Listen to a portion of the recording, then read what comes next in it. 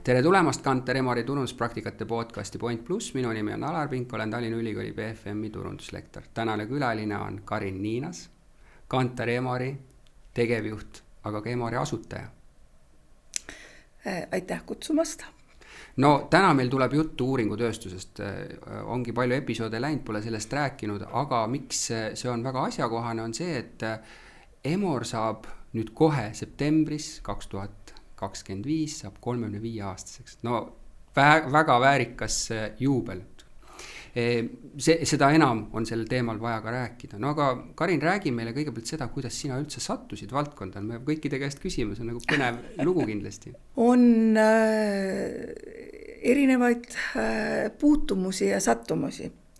Eks kõige olulisem ja märgilisem on 35 aastat tagasi, kui oli Emori asutamine ja otsus üldse, et selle ettevõttega alustada. Aga enne seda oli minu noorusaeg ja üliõpilasaastad. See oli 70. ja 80. Tegelikult mul juba siis ülikoolis puutusin kokku sotsioloogiliste uuringutega ja võib öelda, et see võib öelda, et see oli nii-öelda armastus esimesest silmapilgust või esimesest hetkest, kui teadvustasin ja uuringumaailma ja uuringute võimalust, siis ma tundsin sellist nii-öelda füüsilist võbelust, et see on nii põnev. Mis sind köitis selle juures? See võlusõna, mis avas, see oli veel selle ammusel okupatsiooni ajal. Me kõik ei mäleta, aga need, kes ei mäleta, need teavad, et turg ei toiminud siis. Aga sellised sõnad nagu nõudlus ja tarbijavajadused, need olid ringluses. Ma ei hakka puutuma sellel, mida nad tähendasid.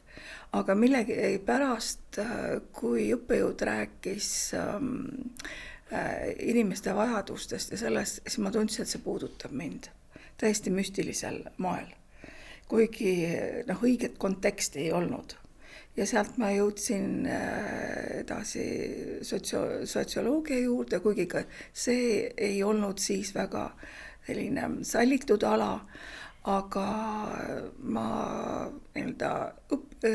õppisin muude õpingute kallal, kuidas küsimustikke teha, ütleme sotsioloogia algtõdesid ja peale majandusteaduskonna lõpetamist jäingi ma ülikooli juurde tööle ja siis alustasin sellise uuringute tegelemist. Tegelesin moeteemaga ja öelda, et selliseid tellimustöid rõivatööstusele. No nõukogude ajal, eks ole, ühiskonnateadused, miks ta olid sellised nagu nii ja naa teemad, oli see, et eks riigil oli vaja ka teada, mis nagu toimub, aga samas nad ei tahtnud väga avalikustada, mis toimub, et selles mõttes oligi siuke nagu... Jah, aga minu jaoks oli, ütleme selles nõiaköögis midagi minu jaoks mind puudutas, just seesama inimese mõistmise teema. Ja see teema on püsinud ju läbi nende aegad, et see on ka...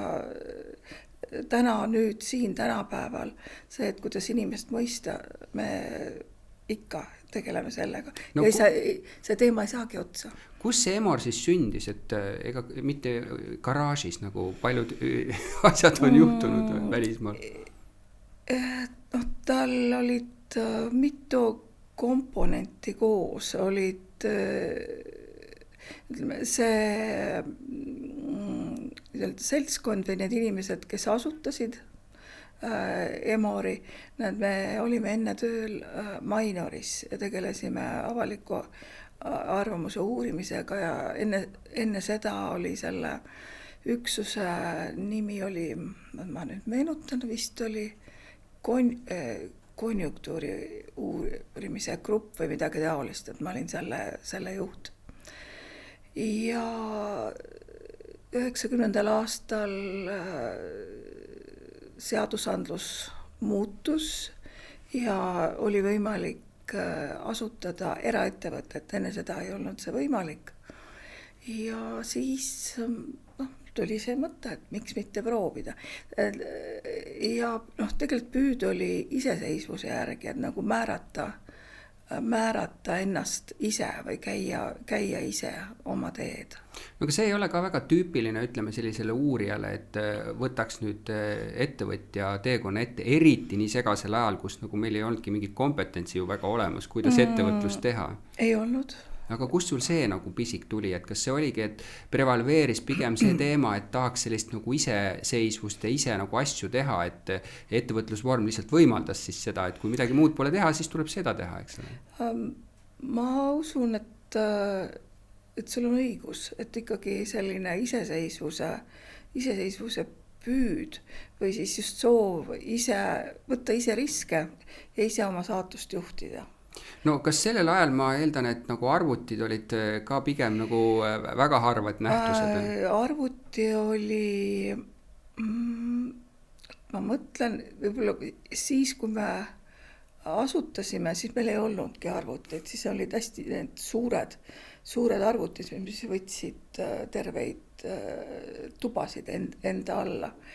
Ja see hetk, sellist õige varsti võib-olla aasta pärast seda, kui me saime esimese oma arvuti.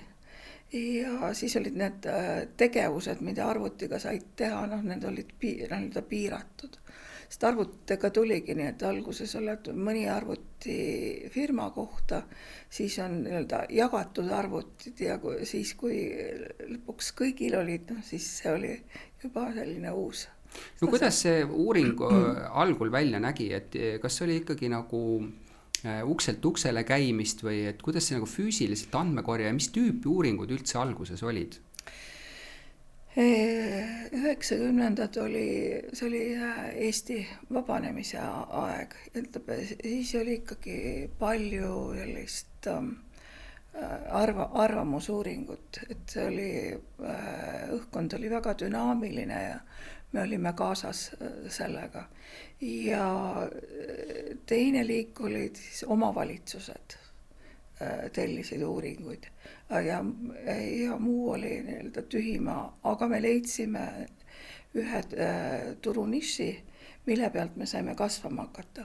See oli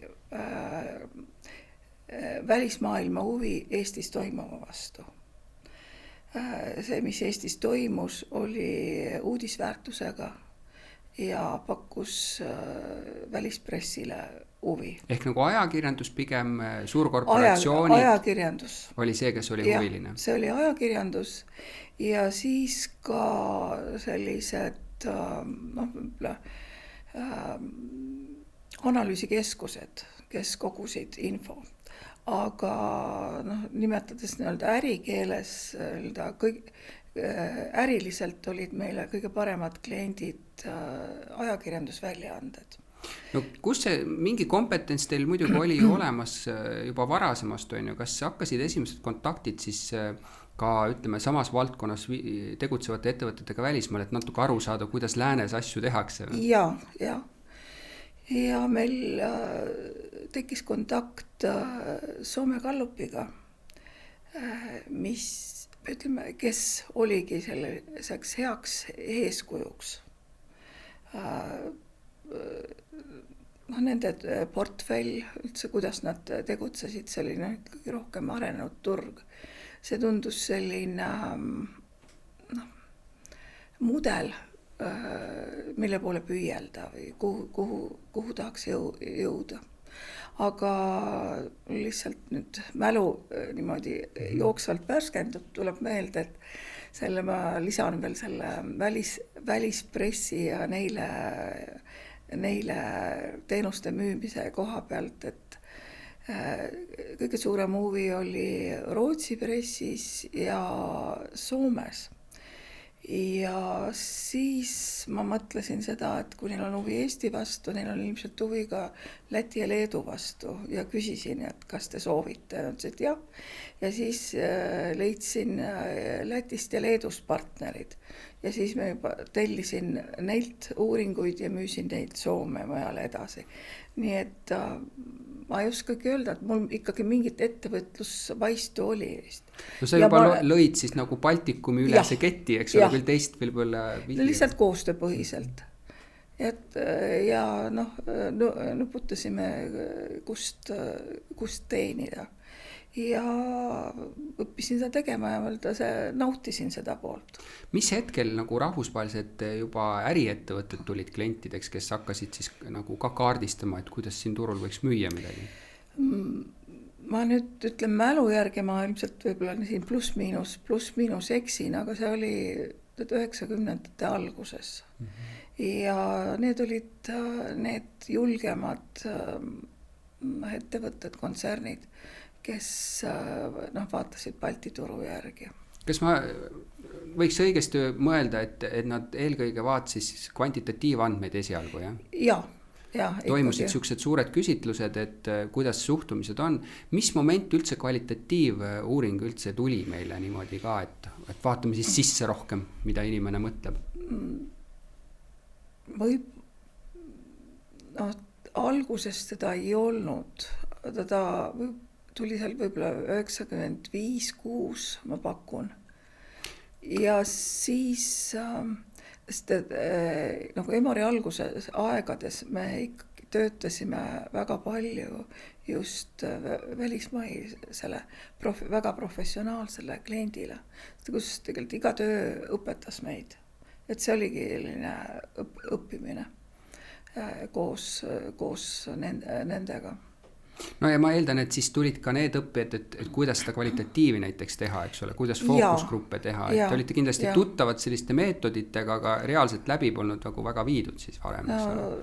Täpselt nii ta oli, sest enamasti selline uute asjadega tutvumine oligi, et kui kellegil, kas siis see võis ka olla välismaine partner, näiteks uuringufirma, et ta tahtis teha nendel turgudel uuringut ja siis ta õpetas tegelikult kas seda lähenemist või ta õpetas tegema seda, mis ta tahtis.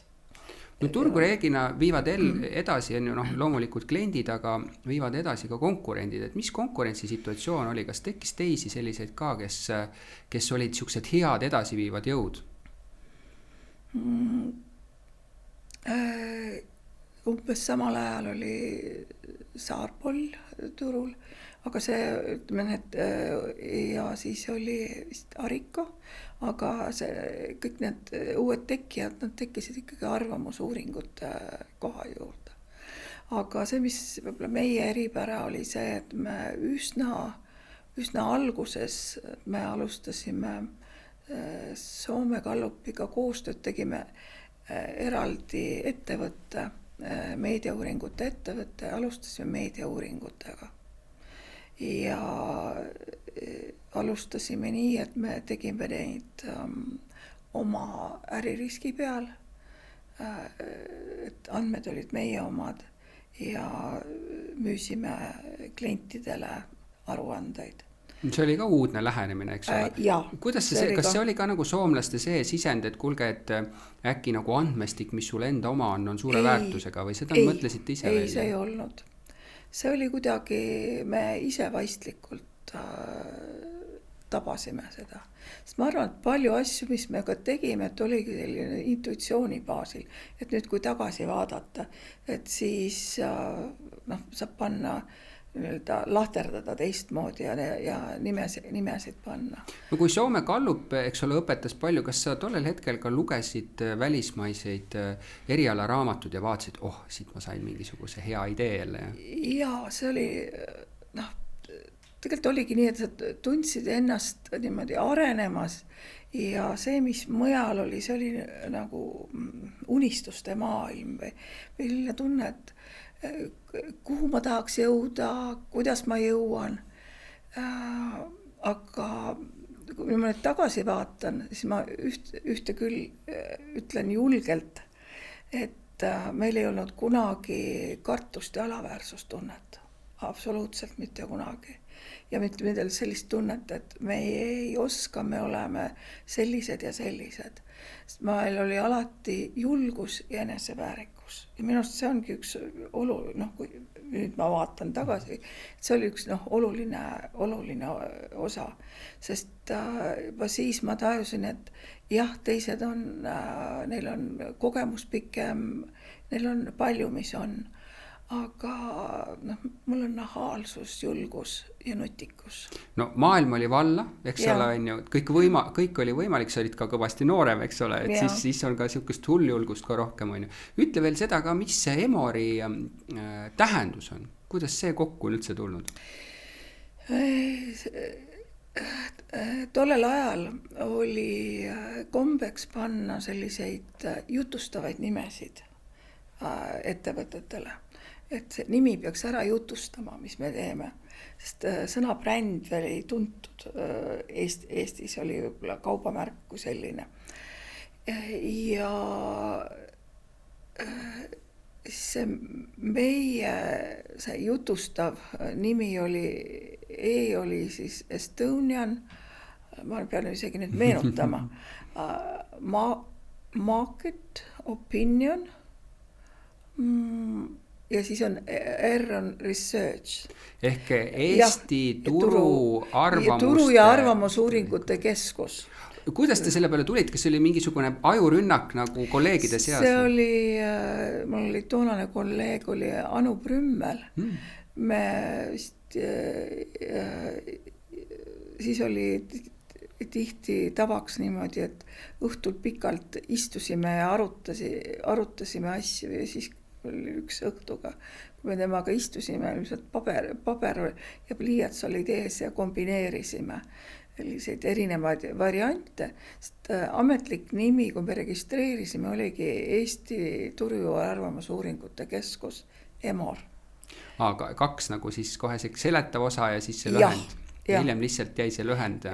Jah, ja siis elasime selle nimega ja ma ei oska öelda, võib-olla see võis olla 90-ndate lõpus, kui see pikk, see jutustav see luuletus selle eest tundus juba mõttetu, et me läksimegi selle Emori peale.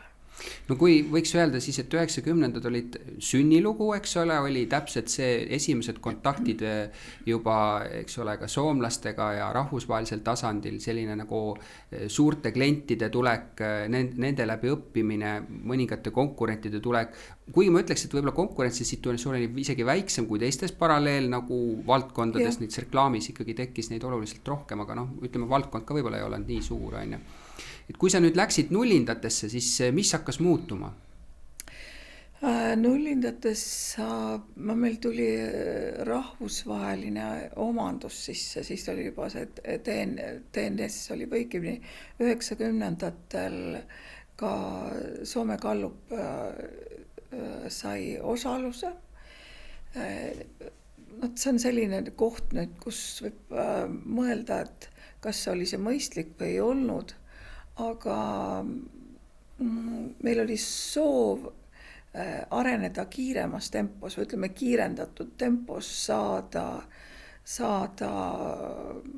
kogemusi, oskusteavet kliente ja lisaks olid sellised väga head inimlikud suhted Soome Gallupi inimestega. Ja nad olid ka nii-öelda head osanikud. Aga siis jõudis kätte aeg 2000 algupoole, kus maailma uuringutööstuses olid siis ka nii-öelda, öeldakse, osa autorid ütleb, et oli kuldajastu. Et seda kuldajastut määratataksegi seal 90-ndate keskusest kuni 2010. Et see oli see aeg, kus hakkas koondumine üle maailma. kus iga suurem grupp või kes otsustas, et ta tahab olla suur ja vägev, tahtis olla kohal igas olulisemas riigis, kes oli saanud iseseisvuse või kus mingil muul moel hakkas selline elavam majandustegevus peale. Siis oli väga oluline kohalolek riikides, et sul on ettevõte olemas. Ja siis see Soome Gallup ehitas ka oma võrgustikku, tal oli läbi meie Baltikumis, siis olid nad veel Venemaal ja Londoni börsifirma DNS ostis nad ära. Ja sellega läksite taga mingis osas teie omandus kaasa, eks ole? Jah, me läksime kaasa, kuigi meil eraisikutest väikeomanikud säilisid.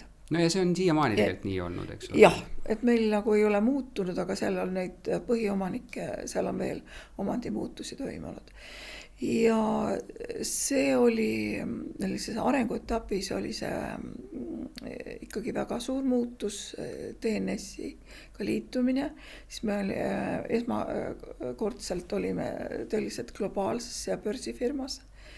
Ja sellest me saime väga suure arenguimpulsi, et see seal olid uued tooted, teenused, ütleme, see oli kasvamisvõimalus, mida me kasutasime ja õppimisvõimalus. Sa räägid eelkõige, eks ole, mingitest mudelitest, kuidas mingeid asju võiks uurida, eks ole, see kogemus välja töötatud, mida suurorganisatsioonid saavad endale lubada, aga väiksem mitte. Kuivõrd turg oli valmis neid mudeleid siin vastu võtma ja rakendama? Nii ja naa, aga alati ma vaatan turgu nii, et turuga tuleb suhelda ja või klientidega, et turg ongi ju meie kliendid. Et ta peab hinnata, et kõik tooted, mis on kas sellises oma globaalses ketis saadaval, ei sobi meie turule. Et nendel ei ole lihtsalt kohta. Osadel on, aga on vaja enne sellist rajada teed või rada, et luua see, et ehitada selline kasusild, et klient leiaks üles selle oma kasukoha. Sest me saame pakkuda ainult seda, mis on tõesti ta ärile toeks ja kasuks. No tegelikult ega paralleelselt reklaamitööstus oli ju samasuguses situatsioonis. 90-ndatel väga palju ketiosalusi tuli sisse ja agentuurid tegelikult otsisidki need omanikud siin neid sidemeid, et saada sellist nagu kompetentsi, sest muidu oli selline kobamine, ega midagi väga ei teatud ja toimus kaasa. Nüüd kliendid olid nagu huvitavamas situatsioonis minu meelest, sellepärast et kogu tegelikult teadmine tuli siis ju läbi rahvusvaheliste korporatsioonide, aga need alati ei jõudnud ju kohe nagu Eesti ettevõtete jaoks. Ja teine siis nagu ütleme selline õpetuskoht oli ka agentuurid ise, kes siis tulid rahvusvahelist, et käis siuke õudne nagu õppimine, eks ole, mis ikkagi läänest tuli sisse. No kuidas sinu jaoks klient oli 90-ndatel ja juba 0-ndatel, kas klient, kui ma võtan ka ütleme kohaliku kliendi, et kuidas sa seda arengut seal nägid? Ta 90-ndatel oli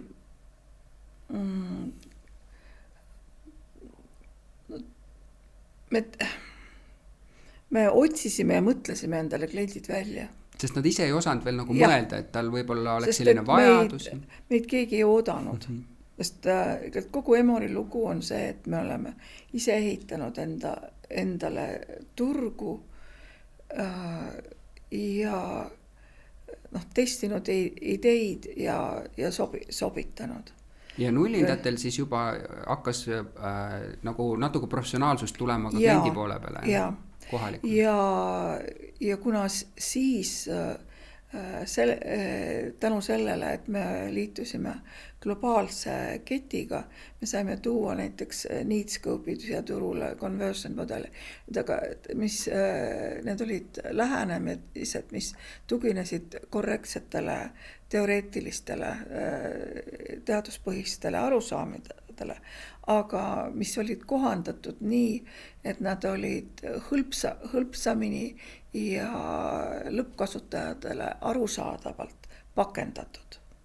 no näiteks Aivar Voog, kes on sama pikaajaline, eks ole, Jaa. töötaja seal siinsamas Kantar Emalis olnud, on öelnud ka, et 90-ndate nagu teine pool ja nullindad olid selline ka mõnes mõttes kuldaeg, sest õudselt palju Jaa. ehitati brände, eks ole, ja selleks oli vaja ju nagu aru saada, mis ümberringi toimub.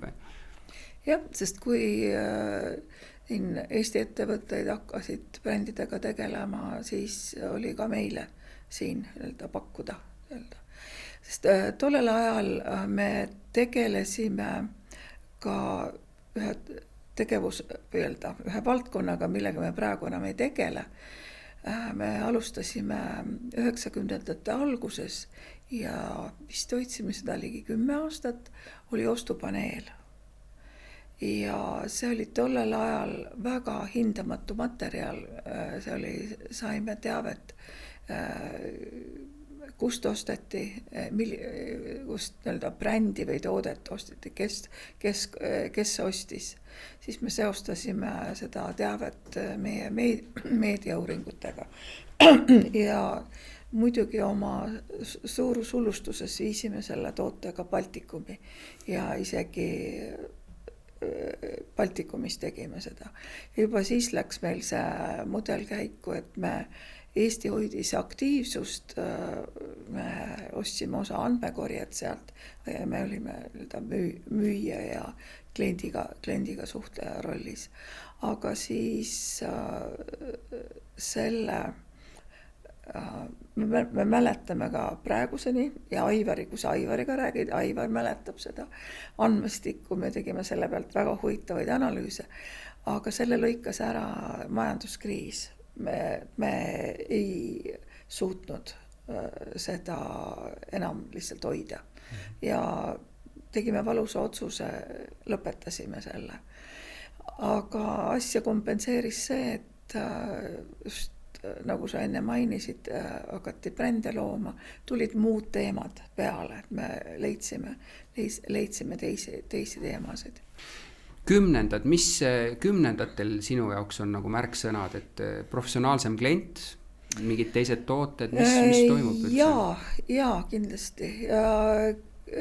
Kümnendatel me hakkasime tasapisi pihta oma teise, või ma ei tea, see ei ole teise, ta on juba 3., 4., 5. sellise armastusega, see on trendiuuringud. Trendiuuringud on konkurentsiuuringud,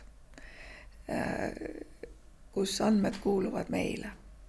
Et kui me töötame ühe kliendi jaoks, lahendame tema probleeme, siis see teave ongi selle kliendi teada ja meil on ainult teadmine, et me oleme talle teinud ja muust ajalugu vaikib. Aga kui me teeme trendiuuringuid, kus me ka uurime kas mingit sektorit või mingit sektorit mingist vaatekohast, ja alati me trendiuuringutes vaatame tervikut ehk kogu sektorit tema konkurentsis. Ja need andmed kuuluvad meile ja me teeme seda trendiuuringut kas kord aastas või sagedamini või mõningaid teeme iga kuu. Siis meil tekib pikk andmerida, kust me näeme muutusi, tõuse, langusi, kust me saame analüüse teha. Tänapäeval me ütleme, et me saame mudeldada, saame teha mudeleid. Kui me alustasime, me selle peale ei mõelnud, siis oli lihtsalt mõte, aga jälle selline võib-olla vaistlik tunnetus, et on oluline tabada, konkurents on ju see kontekst ju, mõista konteksti. Ja siis me tasapisi alustasime nendega ja nende uuringuid tehes me õppisime ka müüma seda tüüpi tooteid. Turu-uurijad või uuringutööstuse juurde käib ka selle uurija enda enesetunnetus ja kuvand. Et kui nüüd liigume tagasi sinna 90-ndatesse, siis oli turu-uurija oli akadeemiline. Ta oma lähenemisest ja vaatekohtades, et ta oligi, võib öelda, et ta võis ka olla selline tüüpiline uurijad, natuke nohiku tüüpi. Teda suhtus kirglikult andmetesse, analüüsi ja ta võis neid analüüsida. Aga ta jõudis kriisi sellega, et kõik see, mida teda nii innukalt analüüsis ja tabeldas ja siis joonistas käsitsi, muidugi mitte arvutiga, see jäi kliendile kaugeks, kelle jaoks ta töötas. Et selline akadeemiline turu-uurija toodab palju tore teavet, mis on talle huvitav, aga on üsna mõttetu kliendi jaoks. Ja siis uuringutööstuse juhid, managerid, eks nad nägid seda. Ja võib-olla 90-ndatel ja nullindate alguses oligi suur natuke nagu kriis või probleem, et kuidas muuta turu-uurijat natuke teiseks. Mõttemaailma, lähenemist. Ja. Ja selgus, et kõik ei saanudki muuta. Sest osad jäidki selliseks akadeemiliseks, sest et turu-uurijad sattusid sellise eetilise dilemma, et mis on, milline on see järeldus, mida ma teen andmete pealt ja mis on selline interpretatsioon ja kui sa oled väga korrektne, teaduslikult korrektne, sa tahad öelda ainult seda, mida sa saad tagasi minna ja tõestada. Aga seda, mida kliendid tahtsid saada teadmist ja mõistmist, mis oleks aheldatud nende äriprobleemide külge. Sa pidid mõistma ka kliendi äri. Kuidas tema mis küsimustele ta üldse vastust ootab. Ja see oli üks väike kriis tegelikult tollel ajal selles uuringutööstuses. Sest kliendid muutusid rahulolematuks, sest osa nendest võttis ka enda juurde inimesi, sest et ei suudetud seda silda ületada aga eks kõik sillad ületatakse ja rajatakse uued sillad. Tulevad uued inimesed, kes just leiavad, et see on just äge, et ma valdan sellist andme ja uuringu poolt, aga ma saan kasutada ka oma oskusi ja intuitsiooni ja kompetentsi, et anda ärilised tõlgendused ja mitte ainult ka ärilised, aga just nagu tarbija käitumuslikud tõlgendused. No aga see dilemma, millest sa räägid, on tegelikult siiamaani mõnes mõttes õhus, et kui ma vaatan akadeemilist ringkonda, siis paljud tahavadki seal sellepärast olla, et nad tahavad suurte teemadega tegeleda, ühiskonda puudutavad ja kõik, mis puudutab sellist nagu rahalist turgu, see tundub nende jaoks nagu räpane, nad ei taha sinna nagu minna. Samas, eks ole, kui vaadata teistpidi, siis on tõesti, et ega siis kuidagi on nõudlus ju vaja ka rahuldada, eks ole, ma mõtlen tarbijatele, see tähendab ju mingit teadmist, kuidas neile läheneda, et väga suur osa sellest turust tegelikult toimib niimoodi, et ma arvan, et see on niisugune nagu inimese sisevaade, kaemus, eks ole, mida ta siis nagu lõpuks tahab või taha ja on inimesi, kes nagu leiavad, et see on väga põnev, eks ole, et aga kuidas see inimene ikkagi mõtleb, on ju, miks ta tarbib niimoodi ja nii edasi. Et sa kirjeldasid hästi ära, et siis oli võib-olla see üldse väga võõras, sest tuldi ju mõnes mõttes ühiskonnast, kus sellist tarbimist sellisel kujul ei olnudki võimaldatud, on ju, lihtsalt olemine oli võimaldatud, on ju, ja siis me tulime äkki sellisesse konkurentsisituatsiooni, aga kuidas siis eristuda, on ju, ja siis tekkis võib-olla selline kaemus, kas ma tahan sellega kaasa minna niimoodi või mitte, on ju. Et ta on nagu dilemmana nagu mingis osas üleval ikka. Sa rääkisid trendiuuringutest, on ju, tegelikult üks pikaajalised trendiuuringud on ka Atlas uuring ja tegelikult kogu meediatööstus oma olemuselt on ju tekkinud nagu, et Kantar ju Kantar Emor ju reaalselt telemõõdikuid teeb, eks ole, kogu meie ikkagi tele ju on selle peal üles ehitatud, on ju, kuidas seal vaadatavused on. Mis hetkel see tekkis üldse ja kust see sisend tekkis? Esimene teleauditooriumi uuring oli paberpliiats päevik. Sõna otseses mõttes selline paberi peale trükitud päevad, kellaajad ja kas ma mäletan õigesti, oli see nüüd siis veerand tundi või kus pliiatsiga tuli vedada. Ja sellega alustasime, kas oli see 91 või õige varsti. Aga see impulss tuli kust reaalselt vajadusest või te mõtlesite, et midagi on puudu, võiks pakkuda? Impulss tuli kolleeg Margo Veskimägi, kes liitus Emoriga 19-aastasena ja on senimaani siin ülikoolis, et läksin Tartu Ülikooli loengut ja inspireerisin teda nii palju, nii nagu minugagi juhtus ülikooli loengus. Näe, siin on nüüd hea näide sellest, kuidas tasub minna ettevõttena kuskile ka esinema, eks ole, et sa võid saada endale kuldaväärt kolleegid kogu eluks, eks ole.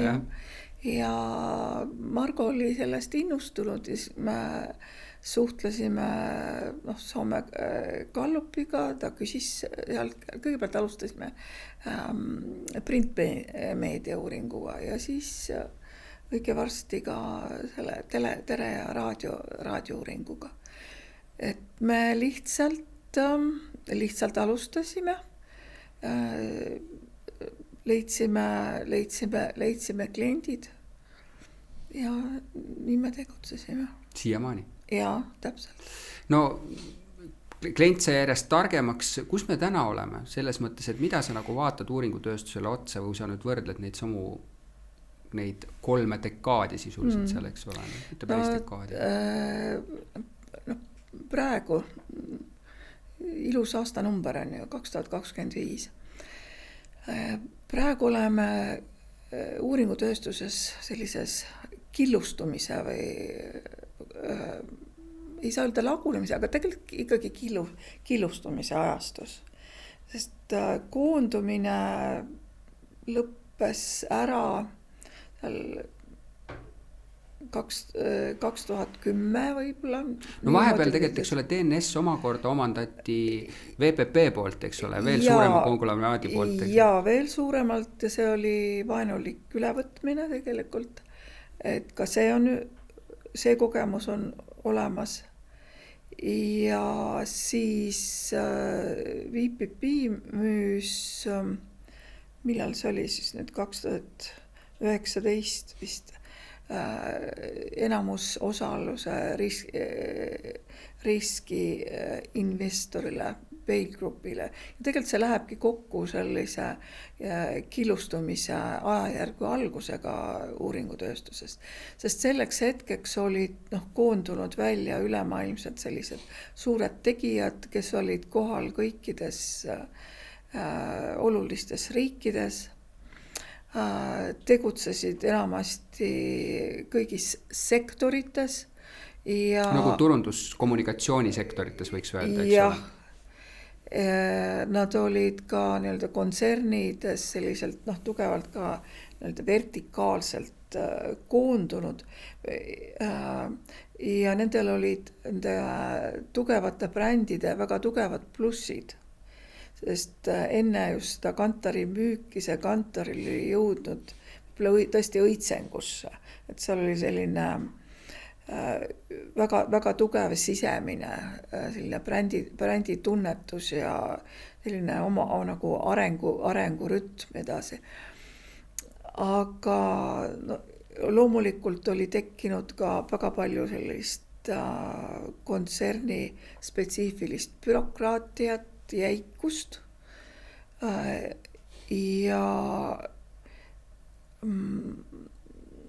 ja see, mis ohjab ju kõiki neid suuri kontserne, on küsimus, et kui kiiresti sa kasvad või mis sa teed, kas sa seisad paigal. Et see oli kõikidel kuklas ja sellist nii kiiret kasvu, kui oleks vaja olnud, ei olnud. ja siis see Kantar ei olnud ainuke, kus toimus müük, ka teised. Tegelikult kõik need võib-olla need kontsernid, mis olid olemas 2015, neid ei ole praegu enam, nüüd 10 aastat hiljem. Või nad on hoopis teistsugusel kujul olemas. Ja see killustumise ajastu on riskiinvestorite ajastu, kes ostsid need kontsernid ja nad vaatasid seda nii, et teha neid, kuidas teha neid kontserne efektiivsemaks, kiiremini kasvamaks ja kuidas leida sealt ka sellised osad, mis toimiksid iseseisvalt ja areneksid võib-olla iseseisvalt kiiremini. Ja praegu ongi, kui uuringutööstus on sellises faasis, et need, kes olid enne suured, nüüd tekivad sellised spetsialiseerunud. Näiteks, et enne sai öelda niimoodi, et me oleme tugevad, me oleme igal pool olemas. Nüüd saab öelda, et me teame, mis me teeme ja me oleme tublid ühel kitsal alal. Et me teeme väga hästi seda ala, seda valdkonda ja kasvame sellel alal, mitte igal pool. Et selline fokusseeritud. Seal on, eks ole, suur osa digitaalsuse kasvust ka, eks ole, kui ütleme, et need suured konsolideerumised toimusid, need VPP grupid ja sarnased Publicis grupid, mis iganes, siis see olid just nagu sa ütled, et see koha peal olek oli tähtis, on ju, rahvusvahelised kliendid tulid järgi igale poole, et kuidagi selline tsentraalne, globaalne juhtimine. Ja mingi moment toimus 2 asja minust, üks oli nagu see sama digitaalsuse tõus, mis nagu võimaldas nagu kaugemalt teha teatud asju, ei olnud enam vaja lokaalselt seda. Ja samas oli lokaalsuse nagu tähtsuse tõus, et kliendid nagu enam ei vaadanud, et rakendaks üle maailma ühte asja, eks ole, et vaataks, on ju, toimusid nagu mitmed asjad ja ma arvan, et see on see paratamatus, kuhu me oleme nagu jõudnud, et enam selline nagu suur korporatsioon ei suuda kasvada, neid tulemusi tekitada, et on vaja tegelikult minna tagasi sellisesse nagu lainesse, et jälle koha peal võib-olla hoopis teistmoodi asja teha, on ju, et me oleme nagu käinud selle lainega kaasas, eks ole. Ja, et see ongi areng käib niimoodi. Ja nüüd ongi ka näiteks Kantarist on need erinevad valdkonnad on ära müüdud ja ka Emor on üks osa sellest müügist, sest meie oleme Kantari tükkideks tegemises, meie oleme Kantar Meedia osa sees, aga Emori ja Baltikumi eripära on see, et Baltikumis on säilitatud kogu, me nimetame seda kõnekeelselt ise custom äriks, ütleme, kus on ka kõik need tegevusvaldkonnad, milles me tegeleme. Ja see on eripära ja see on seotud Eesti, Läti, Leedu turu nagu väiksusega. Et siin ei olnud mõtet neid tükeldada ja kuna me oleme toiminud siin, ütleme, läbi kõikide nende globaalsete omanduste ja läbi globaalsete omanike oleme me toiminud Baltikumis suhteliselt iseseisvalt. Just niimoodi, et me võtame sellest globaalsest voost seda, mis on sellele turule ja nendele klientidele vajalik ja kasulik. Ja seda on lastud nii toimetada, sest me oleme olnud kasumlikud, oleme olnud kasvam, ei ole mõtet sekkuda. Ja see sobib ka meie inimestele, et see,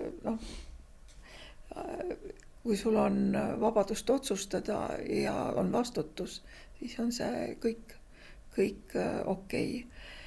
Ja Kantar Meedial on ka uus omanik, uus investeerimisfond ja see omandus läheb üle vist. Ma arvan, et see nüüd teostub augustis. Noh, nagu täpselt 35. sünnipäevaks. Jah, ja siis ilmselt ootab meid ees aasta pärast ilmselt uus bränd ja seda me ei tea. Aga põnev tulevik on jälle ees.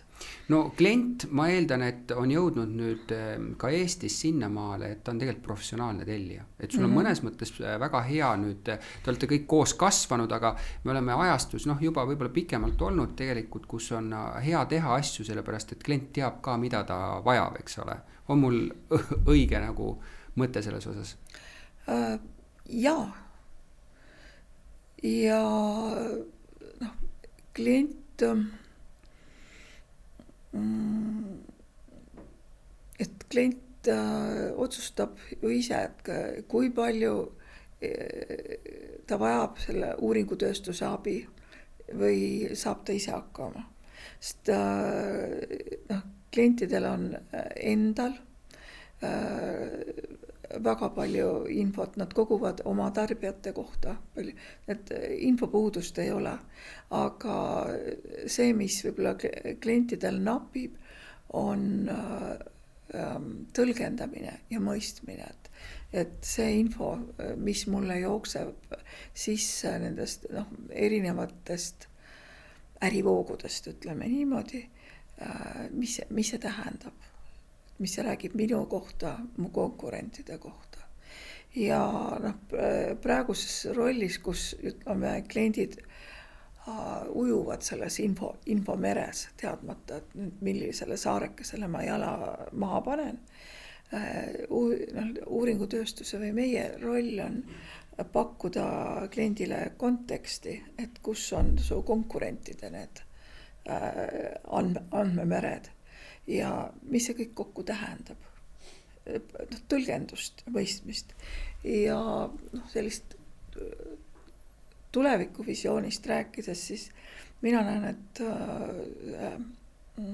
uurija ja uuringutööstuse tulevik ongi mõistmise pakkumises, et mida asjad tähendavad ja me ei ole täna puudutanud vist AI-d veel, eks ja me jõuame sinna. Ma nüüd hüppan ette, siis mul tuli ta meelde. Sa võid öelda oma mõtte veel välja siin ka. Et sellel AI ja tehisaru ajastul on uuringutööstus on tegelikult tõlk seal vahepeal. Sest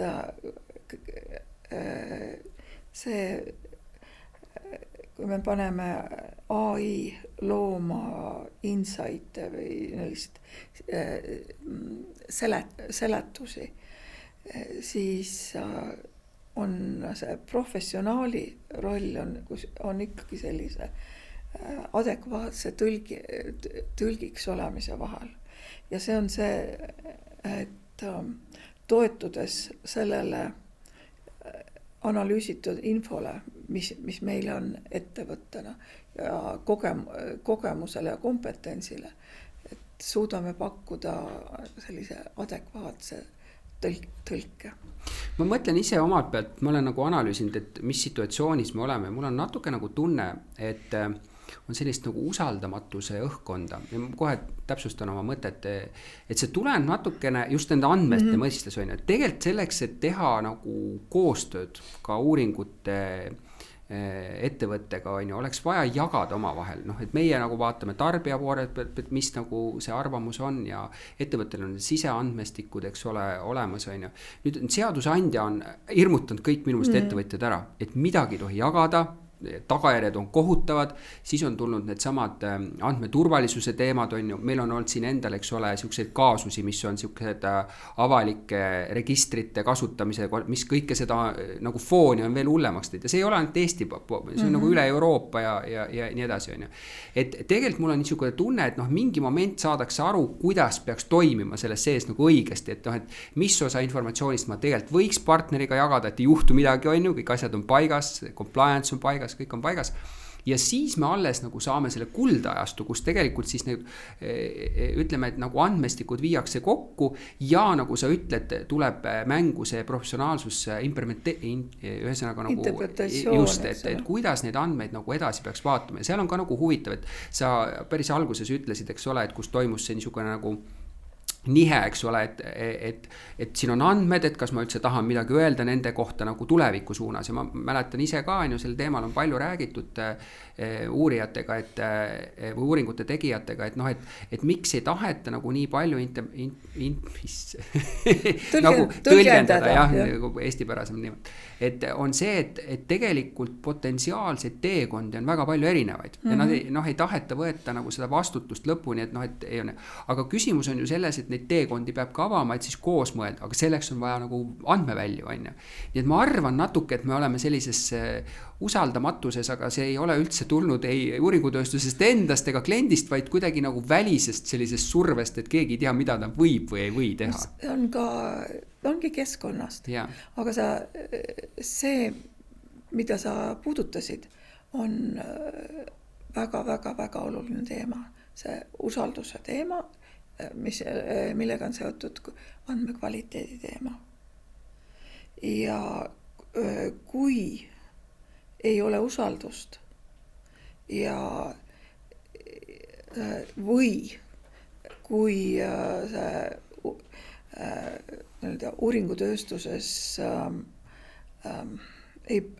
enam ei pöörata tähelepanu andmekvaliteedile, kasutatakse suvalisi, mitte korrektseid andmeid, siis see on surmahoop sellele tegevusalale. No ega andmeid peab oskama ka tõlgendada, eks ole, ja vaatama, kust nad tulevad, eks ole. Aga kõige selle juures, et kus osa andmeid on nagu passiivselt tuleb meile jooksevad või kogunevad ise. Võib-olla vähem pöördutakse, ütleme pikemas perspektiivis inimeste peale otse, et aeg on üha väärtuslikum. Tuleb väga valida, mida inimeselt küsida ja kui pikalt teda üldse tülitada.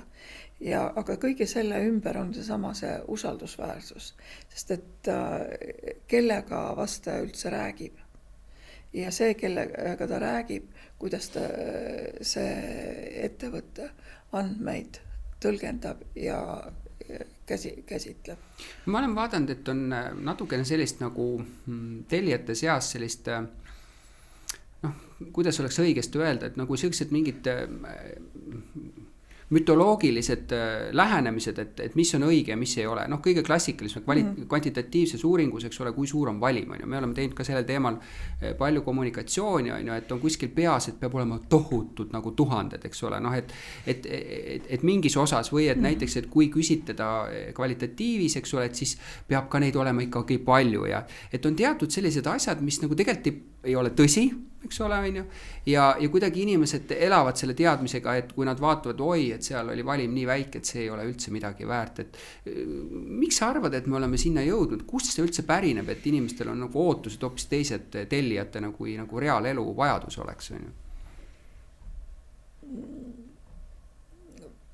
Ilmselt on võib-olla sellest, millest räägitakse, aga sest see valim 1000 sellistest uuringutest avalikkuses võib-olla räägitakse kõige rohkem ka või võib-olla sellest ma ei oskagi sulle ma mõtlen, et kas see on tulnud sellest, et Euroopa Liidu tasandil või ka riigi tasandil, et nad on, kuna nad katavad erinevaid teemasid ja seal on segmendid, mida nad siis peavad nagu täpsemalt teada saama, siis see nagu eeldab natuke suuremaid valimeid, eks ole. Ja kui sa oled kitsamas teemas, siis tegelikult see ei eelda, et seal on kuidagi see temaatika üleval olnud. Täiesti võimalik, aga see, et rohkem on parem, see on võib-olla veel palju magusat on hea, eks ole, või võtta ka selliseid asju. aga see aeg, tegelikult see aeg on juba otsa lõppenud. No üks on see, et mida ütleb statistika, et sa saad välja arvutada, et mis on see optimaalne, et alati peab olema selline ikkagi minimalistlik lähenemine, seda ütlevad ka need head andmekaitse põhimõtted. Aga ma soovitan nagu sellist näidet või mõtlemist, et need, kes unistavad ja mõtlevad, et võimalikult suurest valimist, need mõtleks ka, et maavarad ei ole lõputult kaevandatavad, et me ei raiska ka loodust. Tegelikult on see vastajate arv ja inimeste arv, kelle poole me pöördume, see on samuti varandus. See võib ka öelda, et see on inimvara või maavara. See on nende inimeste aeg, nende tähelepanu pälvimine.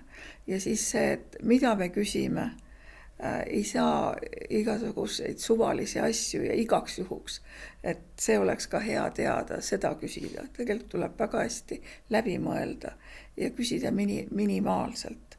Et inimesi vastajaid tuleb väga austada, neist tuleb lugu pidada. Aga mis motiveerib üldse inimesi, sa oled nüüd üle 35 aasta inimesi küsinud, et me ju ei maksa raha selle eest, et inimene vastab, et miks üldse inimesed vastavad, mis neid motiveerib vastama? See on võimalus osaleda ühiskonnas üks viis. See on nagu demokraatia valimiste puhul, et see on sinu võimalus oma häält kuuldavaks teha, jah? Sest kui me elame vabas ühiskonnas, mille üks oluline komponent on see, et inimesi tahetakse kuulata ja on olemas sellised tegevusalad nagu meie, kes pöörduvad korrektse valimiga inimeste poole ja ütlevad, et palun räägi meiega. Et meil on midagi olulist küsida su käest. Ja see, kui sa räägid meiega, me analüüsime seda ja see sõnum jõuab kas siis äriklientideni või teiste otsustajateni. Tegelikult on see väga oluline selline demokraatliku ühiskonna toimimis- või sidustamismehhanism. Kas see on ka põhjus, miks sa oled aastaid Emoriga vedanud erakondade reitingud, uuringud või usaldusuuringud, nagu sellised üldised aspekte, mis tegelikult rahaliselt on ainult üks suur miinus, eks ole, on ju. No ta ei ole nagu lõpuni miinus, aga ikkagi see on mingi teie panus, et miks sa seda teed, et see ei ole nagu äriettevõttel üldse nagu mõnes mõttes ju kohane, mis on väga kasumit teinud. Me teeme palju asju, kus me kogume ka sellist infot, mida me ei müügi, me ei annagi seda selleks, et kellelegi edasi anda, aga me teeme sellelt järeldusi, kas siis avaldame seda või kasutame muidu ühiskonna hüvanguks, ja me avaldame ka lihtsalt selleks, et anda vastajatele tagasi. Ma mõtlengi, et kas see on siis nagu selleks, et tõesti nagu võimestada selle vastaja motivatsiooni vastata, et ta saaks tema hääl kõlama tegelikult ühiskondlikult tähtsatel teemadel, mitte ainult siis tarbijatele suunatud teemadel. Jah, ma leian, et see on meie kohus. Sest ilma selleta ei saa olla. Sest see, et vastajad meiega räägivad, et see on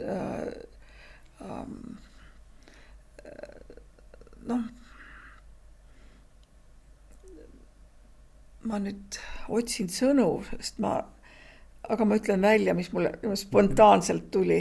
Ma ütleks, et see on isegi selline püha toiming. Et minu jaoks see on.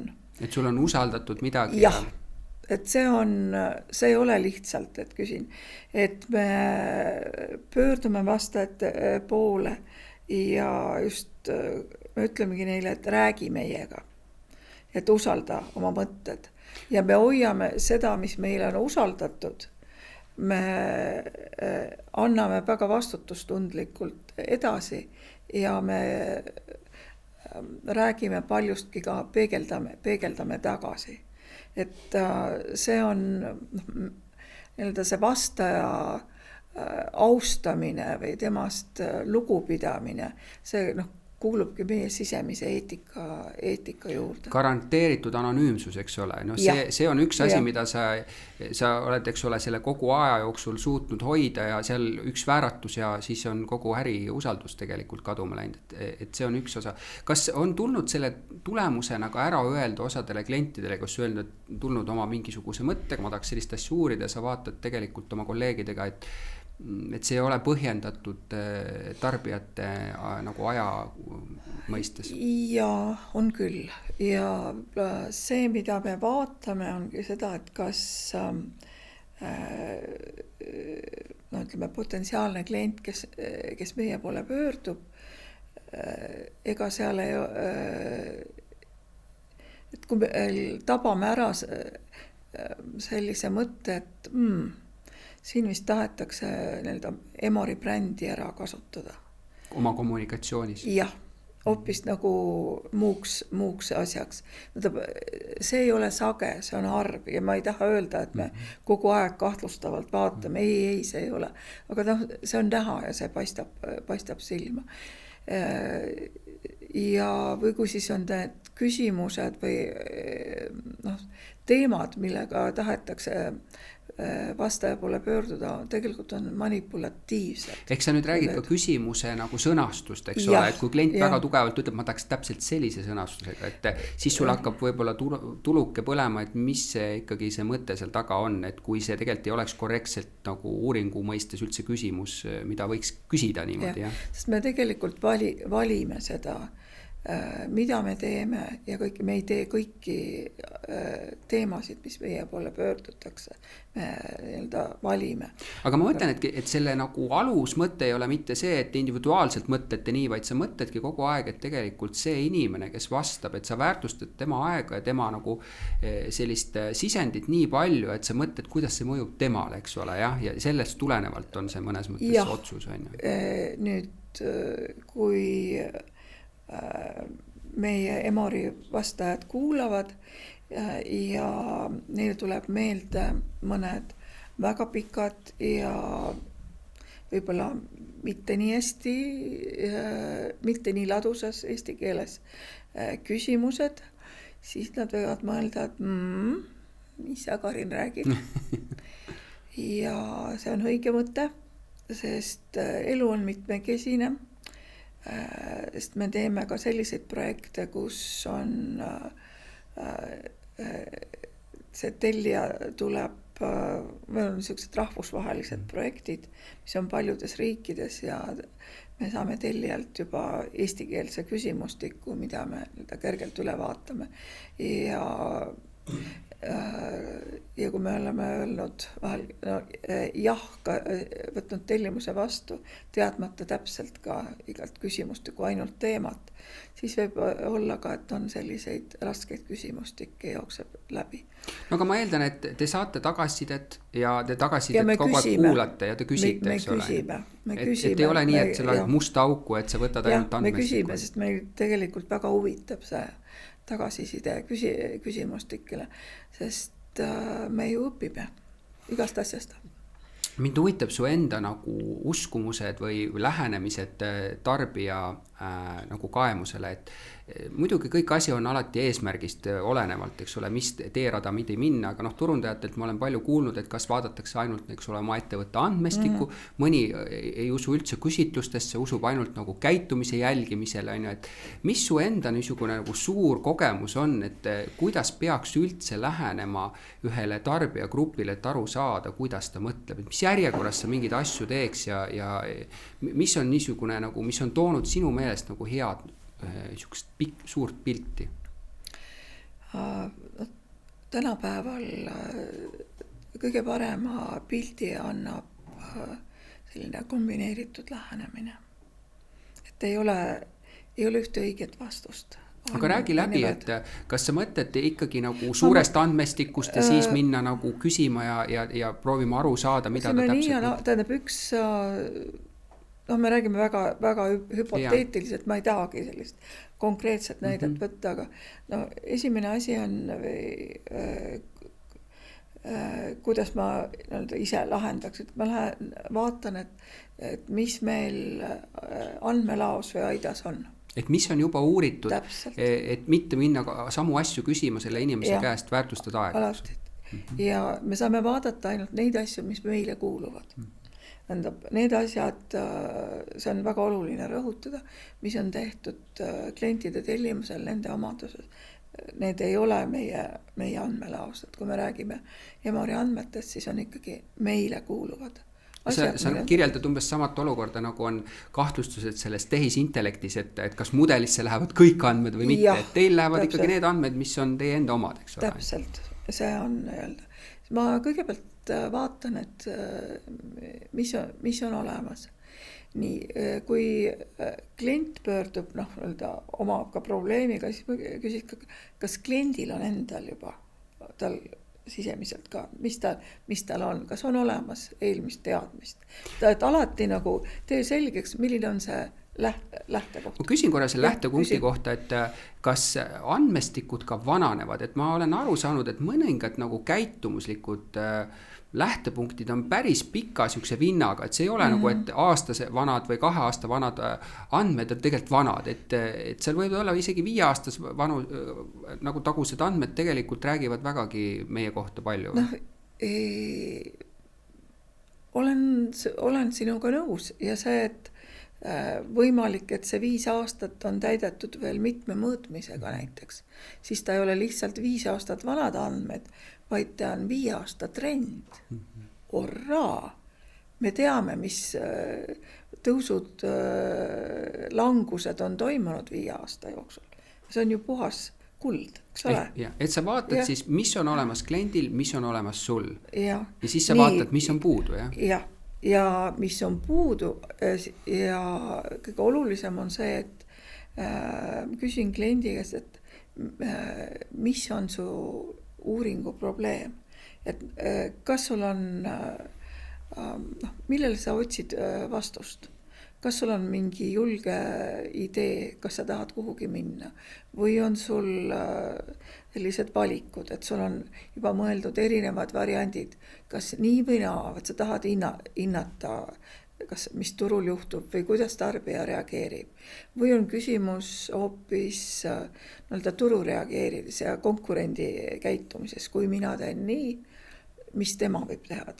See on väga täpselt on vaja selgeks teha, et millele me küsimust otsime. Sest ja see tuleb piiritleda sellepärast, et ei saa vastata kõigele. Kas sa oled märganud, seal on raske tegelikult kliendil nagu seda uuringu küsimust sõnastada? Sest ma olen märganud, suhtekorraldajad on rääkinud, et tihtipeale tullakse öeldakse, et mul on vaja sellist kommunikatsiooni nagu asja ära teha ja siis saadakse aru, et tegelikult see on üldsegi nagu valesti sõnastatud probleem, et probleem on hoopis kuskil mujal, eks ole? Võib olla see, et vahel kui on klient ütleb, et ta tahab, või kui klient on jõudnud arusaamiseni, et ma tahan saada uuringutööstuse abi või uurija abi, siis ta vahel mõtleb üle, et ta mõtleb juba võimalike küsimuste peale. Ma tahaksin küsida, aga see on kõige viimasem asi. Võib-olla ei peagi üldse neid asju küsima ja kõikide. Me saame hoopis teisiti lahendama. Ja siis mina ja mu kolleegid me püüame suunata klienti sinna, et ta ütleks välja või kas või vabalt räägiks, et just öelda, et mis on see äriline täheldus või mis on ta dilemma, panna ta rääkima.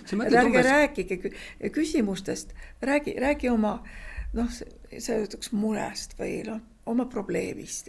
Et umbes sellist asja, et ütleme, et trendid näitavad kas müügi kukkumist või vastupidi, võib-olla müügi tõusu ja nad ei saa aru, et miks tarbijad üldse ostavad neid, eks ole. See võib olla see uuring, et me teeme asju, ostetakse või vähem ostetakse, aga me ei saa aru, eks ole, miks nad üldse ostavad. Et siis see võiks olla see uuringu probleem ja nüüd sa siis vaatad sellele peale ja ütled, et näed, need andmestikud on olemas, sellest ei ole piisav, me peame hakkama nüüd neid asju ja tegema. siis, et noh, leida, et miks ta ostab, et kas see jääb püsima või siis on need mingisugused sellised teatud situatsioonist tingitud mõjurid, miks ta ostab, et siis leida sellele vastus. Ja siis see, mida ma soovitan teha, see võib olla, et me soovitame hoopis kvalitatiivi teha. Võib-olla on vaja juurde kvantitatiivandmeid, aga enamasti võibki olla, et neid kvantitatiivasju või andmestikku väga paljude teemade kohta on juba olemas, et pigem on vaja juurde natukene kvalitatiivi või siis on vaja näiteks leida selliseid ütleme, mõtestatud struktuure andmestikust, näiteks persoonade loomine, kus persoonade valideerimine ja siis nende persoonade jälgimine. Et kus ei lähe rääkima, me ei räägi ühest tarbijast, vaid me räägimegi sellist tarbijate või klientide grupist, kes toimivad nagu sellise ühe struktuurse üksusena. Kas kui nagu hästi lihtsalt selgitada, väga lihtsakoeliselt, et kvantitatiiv nagu andmestik põhimõtteliselt ka uuringuna näitab meile, kui palju mingisugust asja on, eks ole. Muidugi seal saab sees küsida ka nagu täpsemalt, eks ole, midagi. Seal sees me saame, kui andmestik on näiteks trendiandmestik ja ta on selline mitmekesisem, siis me saame teha statistilisi analüüse, sealt leida motivaatoreid, mõjureid, kaevata sinna sisse, teha sisevaadet. Mitte, et me vaatame sellist risttabelit, et lihtsalt öeldes, et protsendid sinna, tänna, see on üks kõige lihtsam tase, aga me vaatame sissepoole. Aga ma lihtsalt mõtlen, et eks ole, et klassikaline kvant, ta nagu avab ka võimalusi, et sa küsid neid samu põhjusi, eks ole, aga nüüd kvalitatiivi eripära on, eks ole, see, et sa hakkad avastama midagi, mida sa võib-olla ei teadnud, mida üldse nagu küsida kvandis, eks ole, sest avatud vastustena lihtsalt inimene reeglina ei pruugi sinna ka panna seda, et ta nagu ei mõtle selle peale mingid küsimused ja nüüd kvalitatiivi eripära on tõesti see, et proovitakse siis nagu minna inimese nagu mõttemaailma rohkem sisse, aga miks sa mingeid asju teed ja mõnes mõttes siis me saame ka uuesti minna kvanti tagasi, et küsida nagu uuesti inimeste käest, kas teil on samasugused huvid, eks ole, et me saame protsentuaalselt, et neid võib ka kombineeritult nii ja naapidi teha, eks ole. See kvalitatiiv annab sellele skeletile, mille kvantitatiiv loob hinge. Ta puhub hinge sisse. Et kliendid, kui nad teevad äriotsuseid, siis neil on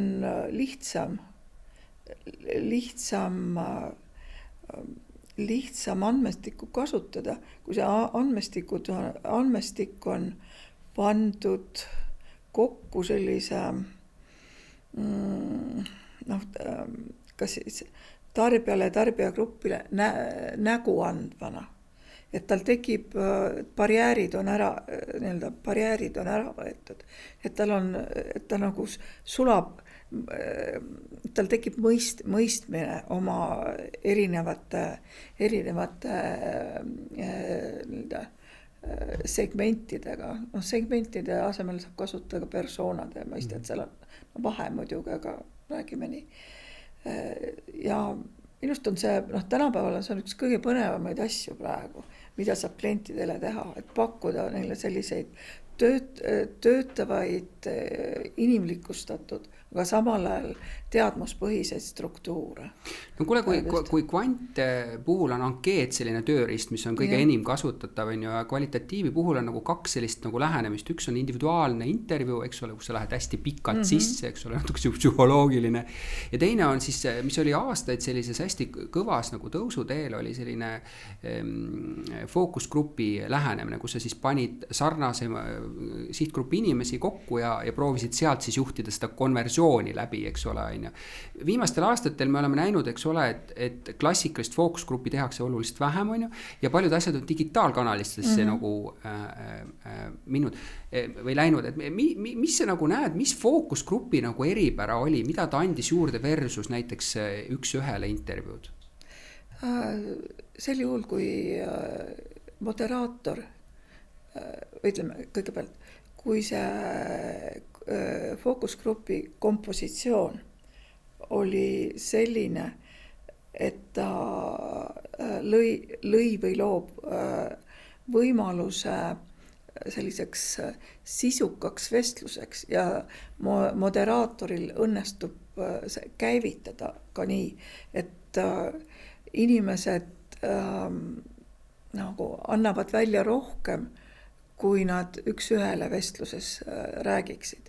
Ütleme, kus on see, nad loovad sellise uue lisaväärtuse. See on see grupi ime, eks ole siis.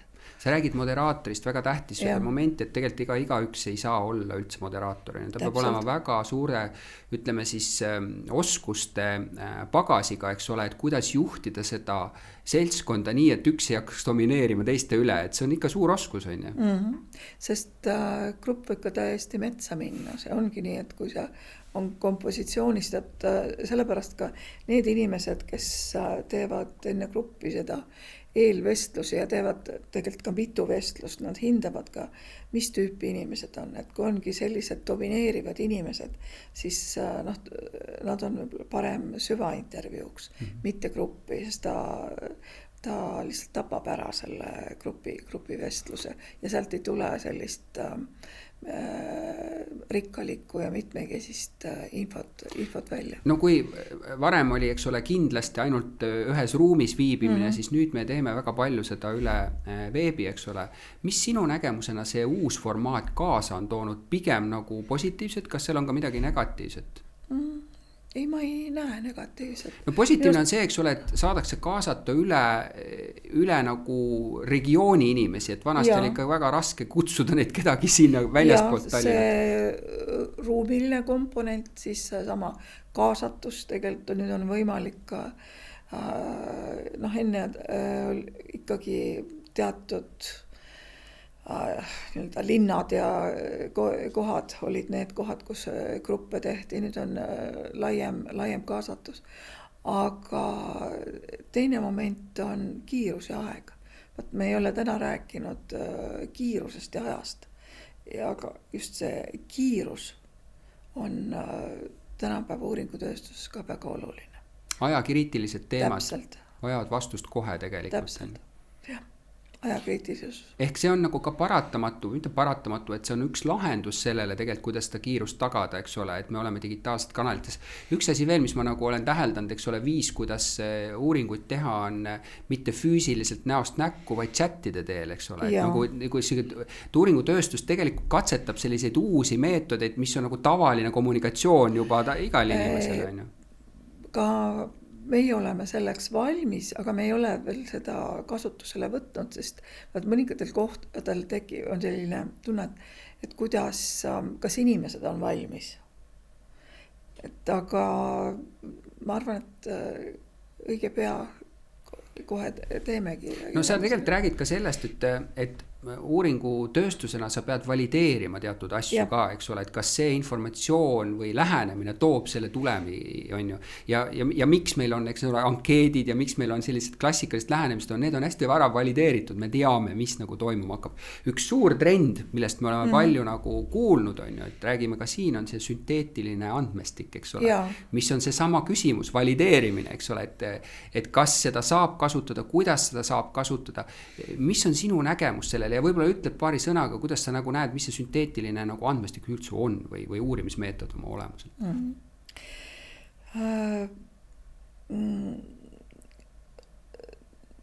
Siin on öelda erinevaid kas võimalusi või tõlgendusi, aga ma alustan nagu ühest näitest.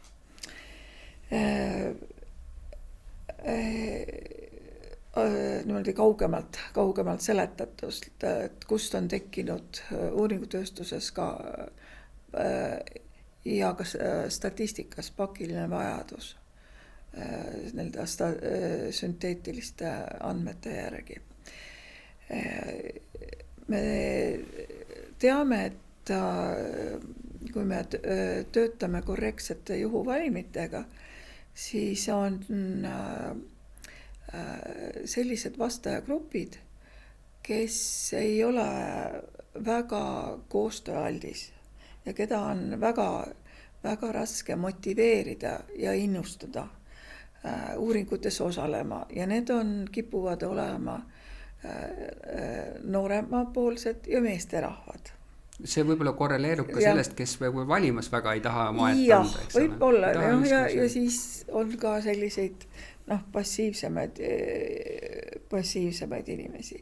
Ja veel selliseid, on vastajarühmi, keda juhuvalimiga saadakse vähem kätte ja siis tavaliselt neid kompenseeritakse kaalumise teel, et siis kaalutakse üles seda rühma, keda sa oled vähem kätte saanud ja see on täiesti korrektne statistiliselt, kui sul on tehtud korrektne juhuvalim, sa saad ja sa tead seda üldkogumi jaotumist, sa saad kaaluda üles.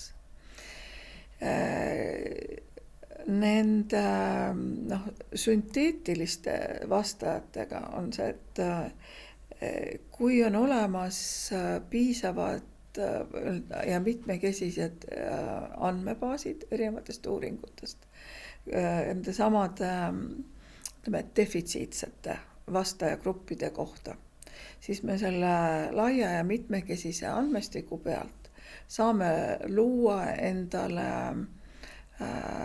sünteetilised probleemvastajad. Ja asja mõte on selleski, et me siis ei kaalu, vaid küsimustikule vastabki mitte kõigile, vaid ütleme sellele arvule küsimustikele, mis puudu jäi sellest tavavalimist, vastab sünteetiline vastaja selles vastusgrupis. Ja see on nii. See ei ole selline suvaline protseduur, see on selline komplitseeritud. Selles vallas on tehtud ja tehakse palju uurimistöid ja oluline tingimus, et saaks hakata looma näiteks neid defitsiitseid sünteetilisi vastajaid, on andmebaasi olemasolu. Seda ei saa teha näiteks ühe küsitluse põhjal, ka kahe mitte, et seal on vaja sellist ka pikemaajalist ajalist andmebaasi ja ka muud seda kogu andmestikku ja seda analüüsida. Kas jällegi võiks öelda siis nii, et kui me jõuame tagasi sinna, et sinu nagu põhivara on, mida sa austad, on tegelikult selle vastaja aeg ja arvamus, eks ole. Nii. Ja kuna see tegelikult neid küsimusi, mida vajatakse vastuseid, on tegelikult väga palju, aga seda aega ei tule juurde inimestele, eks ole. Inimesi ka veel ei tule ju juurde, Eestis me pigem väheneb, on ju. Et siis üle maailma on tegelikult natukene, ka sarnane olukord, natuke mõnes kohas meil muidugi kasv on. Et meil on paratamatu, et me peame sinna poole liikuma, arvestades seda austamist, on ju. Et me pigem hakkame seda aega kasutama selleks, et treenida neid mudeleid, et see vastaja profiil oleks valmis vastama ükspuha missugustele küsimustele ja mitte minna otse nagu neid asju küsima, sellepärast et lihtsalt, et see on tegelikult see nagu, mille poole liigutakse. Ja, seda liikusid nüüd veel järgmise kasutuse ja võimaluse juurde on sinna, et kui me ei räägi enam teatud vastajagruppide kompenseerimisest, vaid et me loomegi mingid sünteetiliste vastajate paneelid, kus on otsustatud, et mis tüüpi uuringud need on või mis tüüpi küsimused, et kas need on näiteks mingid lühikesed, enamasti on tegemist mingi pakilise, kiire, suhteliselt lühikese päringuga. Kas see on siis mingi uuendus, mingi kommunikatsiooni asjaga, et kus on vaja kiiresti vastust. Et meil on muidu vastajapaneelid, kus on inimesed on andnud informeeritud nõusoleku ja nad vastavad. Ja siis oleks ka olemas sünteetiliste vastajate paneel, kellele saab panna ka kena nimi. Ei pea olema just see nimetus. Ei pea, see on selline valdkonna spetsiifiline termin, eks ole. Jah, täiesti saab panna. Ja sel juhul tellija teab, et see info tulebki selliselt sünteetiliste vastajate paneelilt. See peab olema kõik avatud, ära kirjeldatud ka see, et kuidas on see paneel loodud, kuidas teda valideeritakse, kuidas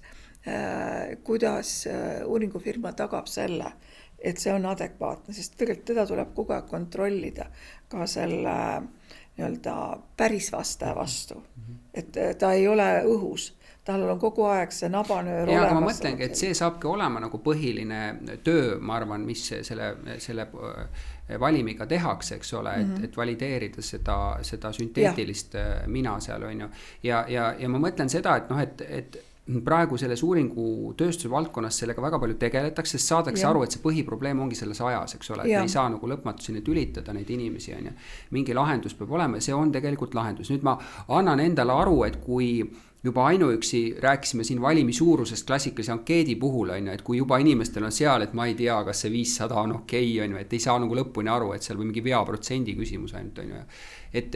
Ja kui suur, niuke isegi nagu Eestis meil oli suur nagu ülemineku siukene küsimus oli, kui me läksime näost näkku küsitlusel veebipaneelile, kui sa mäletad seda, seal ei ole ikka õige värk ja nii edasi. Et nüüd on täiesti loomulik see, et me oleme veebipaneelil, eks ole, ja mõningad kliendid veel nagu võib-olla nõuavad midagi muud, aga see saab olema järgmine väga selline põhimõtteline ja suur murrang. Muidugi siin on seotud ka need uued eetilised probleemid ja uued kvaliteediprobleemid. Ja kindlasti ka see, et avalikkusel ja kasutajatel peab olema info olemas, et nad saavad veenduda, et need sünteetiliste vastajatega paneelid on korrektsed ja et see ei ole mingi suvaline asi. Kuigi seal ohud on olemas, et kindlasti võib-olla naeruvääristatakse seda või tekib selline kartus, et nüüd tuleb AI ka sinna valdkonda, eks ole, inimene surutakse välja. Tegelikult ei suruta, sest see seos päris vastajatega on täiesti olemas. No aga seda peab vaatama paralleelselt ju suuremas pildis ja kui turunduses räägitakse ju nendest ostja nagu persoonadest, eks ole, nagu selles mõttes, et kes on minu nagu ostja, ma panen selle välja, ta käib nagu ja küsib pakkumisi, et see on ka nagu viis, kuhu minnakse ja ütleme, turundajad peavad mõtlema siis, kuidas need müüjaroboteid sinna vastu panna, et see on kõik üks, ütleme, selline kompleksus, mis hakkab nagu nii toimuma, millest meil pääsu ei ole. Ma lihtsalt nagu mõtlen, et kui võttis palju aega, et sellistest lihtsatest asjadest üle saada, eks ole, tellijatena, et siis kindlasti läheb päris palju mõtlemisruumi selleks, et saada sellest juba nagu palju suuremast hüppest üle, et see saab raske olema kindlasti tellijatele. Aga siin tulebki palju sellest, ma arvan, hakata rääkima. Sa ütlesid õigesti, et võib-olla see sünteetiline andmestik või andmed ei ole hea nimetus, seda peaks nagu humaniseerima rohkem. Aga küll me leiame. Jah, alati igale asjale on vahva nimi tulnud. aga noh, et mina arvan, et sellest tuleks hästi palju rääkida ja just selles osas, et võib-olla ka tellijad on kaasas sellega, missugused arengud siin toimuvad, et need samad eetilised printsiibid, kuidas on tagatud see kõik, et kuidas see valdkond nagu seda kõike käsitleb, et mis momendil siis öeldakse, et nüüd on katsetused tehtud ja tegelikult võiks hakata tegema, et kindlasti see annab kiirusele, kindlasti annab see selle sama vastaja austamise suhtes, eks ole, et me kõikide asjadega ei pea pöörduma, et see oleks nagu mõistlik lihtsalt, eks ole. Sest see muutusele on nüüd tee avanud ka Esomar. Esomar on selline rahvusvaheline uuringute ja organisatsioon, erialaorganisatsioon, mis kehtestab head tavad ja sellised professionaalsed põhimõtted ja neil on selline nagu põhireeglistik, mille nad kooskõlastavad ka Rahvusvahelise Kaubanduskojaga. Ja huvitav on see, et nüüd selle aasta juuli alguses avaldatigi nendest Esomari reeglitest uus redaktsioon, kus on esimest korda on käsitletud ka tehisaru teemat, sünteetilisi vastajaid ja seal on nagu need digitaalsed kaksikud, need on kvaliuuringute jaoks digikaksikud, siin oleme neid ise nimetanud. Ja mida veel? Ja just sellist, millised on uued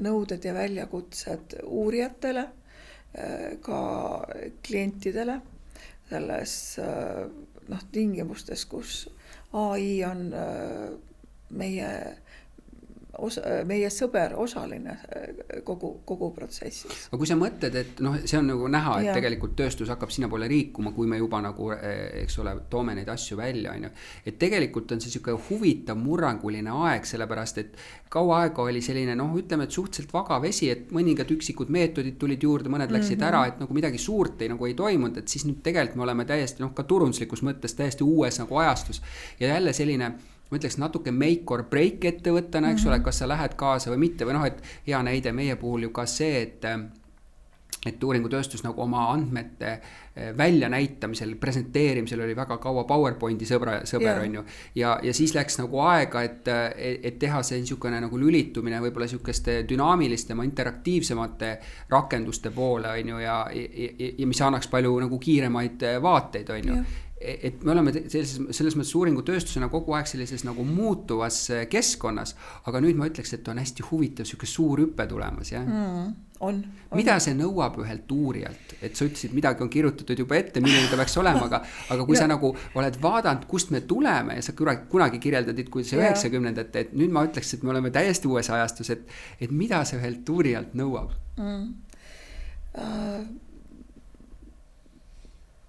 Ta nõuab teistmoodi oskusi. Tegelikult uurija peab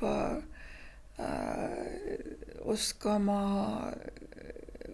AI-d kasutada, panema seda enda jaoks tööle ja olema mitte niivõrd protsessi juhtija, kuivõrd, ma arvan, selline mõtestaja ja lugude jutustaja ja mõistja. Aga ma mõtlen nagu, vaata, uurijatel on ju ka erinevad viisid, kuidas nad saavad asjadele lähenema ja osad on nagu katsed või eksperimentid on ju, et ta on natukene nagu see, et me peame olema rohkem võib-olla avatud eksperimentidele praegu ülemineku ajal on ju, et proovima, et kas need asjad toovad mulle mingi tulemuse on ju, et ei ole võib-olla võtad selle läbi nagu juba ammu hekseldatud meetodi ja lihtsalt rakendad sihtgruppi sinna peale. Võib olla nii, et me oleme natukene nagu sellises huvitavas ajastus praegu. Väga põnev on.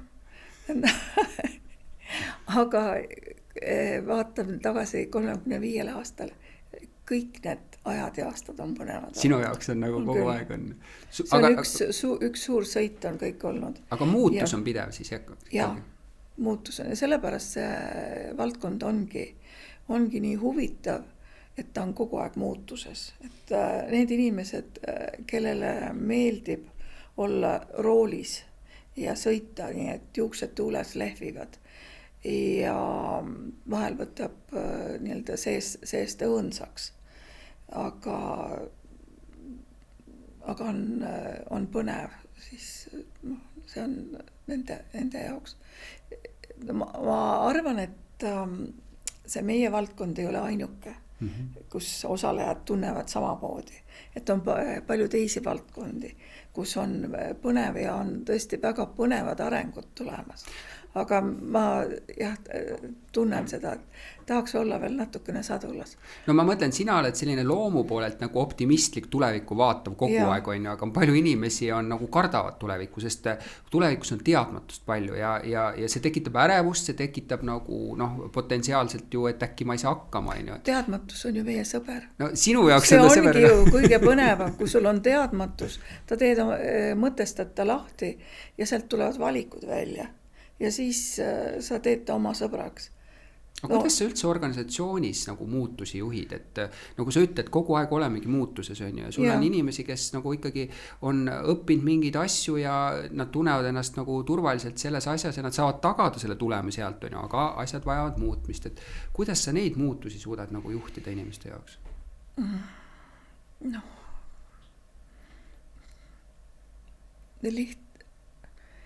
Tegelikult, kui me oleme ühte meelt inimestega, et see elu, mis me siin elame, ongi muutuste elu ja ka meie kliendid elavad muutustes, siis me peame võtma selle meie loomulikuks olekuks. Kui on see väga stressav või mitte omane, siis on võimalik, et on organisatsioonis mõni funktsioon ja roll, kus saab olla stabiilsemalt toimetada, jah, seda on. Aga üldiselt kuidagi tuleb leida see tasakaal. Aga ma mõtlen seda, et mõnikord tehakse nagu muutusi ja muutuste juhtimist nii, et hea analoog oleks maja ehitamisel, et tuuakse elemendid kohale, ja pane kokku. Ei ja tõstetakse, nüüd siin on seinad ja katus ja kohe on valmis, on ju. Ja inimene on alles vaatas, et aga eile mul seda maja ei olnud, sinna mingi vundament oli ja vundamendi tegemine võttis aega. Ja teine viis on selles mõttes, et tuua tellised kohale ja hakata siis ehitama seda ja inimene näeb kõrvalt, nüüd me oleme akna tasemeni jõudnud ja nii edasi. Et mul on tunne, et sina oled vist selline nagu ikkagi, et sa märkad ja siis sa hakkad ehitama seda nendest tellistest, et inimene jõuab järgi. Vaata, ma mõtlesin seda selle muutuste järgi, et kas see on see, et sa päris ei ole nii, et ütled nii, et nüüd on sünteetiline see ja nii, siin on see element olemas ja katus peal ja siis on, et sa annad nagu aega kohaneda, eks ole, jah? Ja mina usun sellesse, et inimestel peab olema võimalus sellel teekonnal kaasas olla, et need, kes tahavad, saavad ise käe külge panna muutusse ja ise teha või ma usun ka sellesse, et muutusi ju teevad inimesed, mina ei tee muutusi.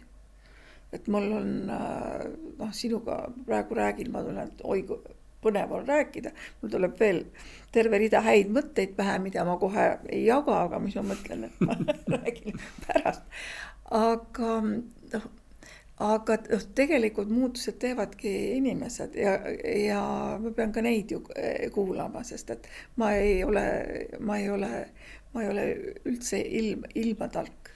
Aga kas ei ole sama klientidega, et vaata, me just rääkisime, et paljudel on juba ainuüksi uurija poole pealt PowerPointist üleminek dünaamilisse, ma ei tea, Power BI keskkonda ja andmestike vaatamine sealt, ega klientidega on sama asi ju. Et kui tema jaoks on see võib-olla kõik liiga palju, on ju. Ja siis tahab mingi aeglaselt ja kuni ta vaatab, et aga miks ma siin ammu ei olnud, eks ole, et see võtab nagu aega, aga et sinu puhul on siis see olnud, et sa oled nii edukas olnud minu meelest sellepärast, et sa oled nagu seda liidripositsiooni kogu aeg vedanud, et sa oled seda niisugust nagu telliste ladumist kogu aeg teinud, et ei ole, et jääme nüüd siia esimesele korrusele ja vaatame, siin oleme nüüd kaua aega, et mulle meeldib see, et me näeks, et me tabaks ära uued asjad ja muutused. Et tuleb muutuda ja tuleb leida, et oi, seda võiks teha teisiti. Et mitte midagi ei ole püha. Et nii, jah, pühad on need kvaliteedi mõtted, mis ma rääkisin. Vastast, ja me teeme, kõik on. Aga muidu on see jänu muutumise ja uue järgi, see on patoloogiliselt püsiv. Nii, aga kust sa saad selle informatsiooni, kust sa jahid seda, et seal on mingisugune võimalik trend, me peaks seda vaatama, analüüsima, kust sa võtad seda? Kuulan Pointi saateid. Muulgas. Aga kui neid ei olnud veel nagu aastaid tagasi, eks ole, et see oli ilus vastus, aga kus sa tegelikult vaatad, et sa nagu kuidagi käsnana võtad seda, et sa vist loed palju mis erialas toimub? Ja loen siis, mul ei ole ühtset valemit ei ole ühtset valemit, vahel piisabki nagu väikesest asjast, võib-olla tundub, et mul on nagu mingid antennid on välja suulatatud, ma püüan nagu mingi märksõna või asja ja siis ma hakkan selle üle mõtlema. Nagu ja siis ma panen konteksti ja leian. Muuseas, sinuga vestlus on väga palju, tihti inspireerib. Et on ka see, et võtad sealt mingi tüki ja siis lähed edasi. Sest ma mäletan kunagi ajakirjanikul meil, kui ma Kalev Meediat tegin, siis me võtsime ajakirjanduskoolitajad seal ja siis nii ilusti öeldi, et hea ajakirjanik peab leidma enda lõhtus, kui ta on kuskil seltskonnas, et ta mitte kedagi seal ümber ei tunne. Vaat siis tekivad tal nagu uued võimalused, eks ole, uuele informa. Et kui sa istud kogu aeg oma keskis, et siis nagu ajakirjanik ei leia uusi teemasid. Et ma mõtlesin seda valemina, et võib-olla sul on ka mingi valem välja mõeldud, eks ole, et saadad meile öelda, et sest sa minu meelest tajud väga hästi, mis nagu maailmas toimub ja kuhu poole läheb. Ja samas on sul see nagu tunnetus sellest, et kuidas me omad inimesed, eks ole, kuidas kliendid, kui kaugel nad tegelikult on. Ja see väljakutse tegelikult ongi, kuidas järgi tõmmata. Ja kõik asjad muidugi ei lähe kunagi sinna nagu läheb, et see on väga sarnane turundajal, eks ole, turundaja peab ka kogu aeg nagu vaatama, mis toimub ja siis tegema siukseid panuseid, et äkki nüüd ma teen õige panuse ja lähen õigesse suunda, aga see on raske, eks ole, leida neid nagu kohti. See ei ole raske. See on sinu üle loomulik.